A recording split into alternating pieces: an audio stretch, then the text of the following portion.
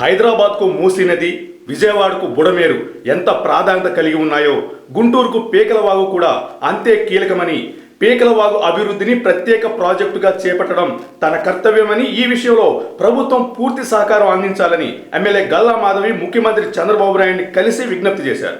గుంటూరు నగరానికి అత్యంత ప్రాధాన్యత కలిగిన పీకలవాగును పూర్తి స్థాయిలో అభివృద్ధి చేయాల్సిన అవసరం ఎంతైనా ఉందని ఎమ్మెల్యే గల్లా మాధవి పేర్కొన్నారు.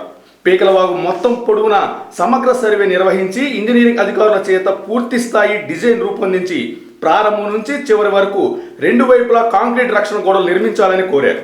ఇళ్లకు సమీప ప్రాంతాల్లో చెత్త కాలువలో పడవేయకుండా, పిల్లలు ప్రమాదానికి గురి కాకుండా ఫెన్సింగ్ ఏర్పాటు చేయాలని కోరారు.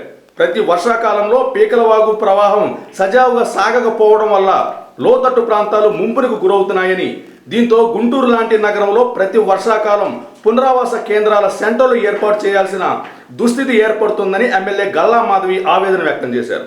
సాధారణంగా తుఫాన్లు, సముద్ర తీర ప్రాంతాల్లో మాత్రమే అవసరమయ్యే రీహాబిలిటేషన్ సెంటర్లు గుంటూరులో వర్షాలకే ఏర్పాటు చేయాల్సి వస్తుందని పేర్కొన్నారు.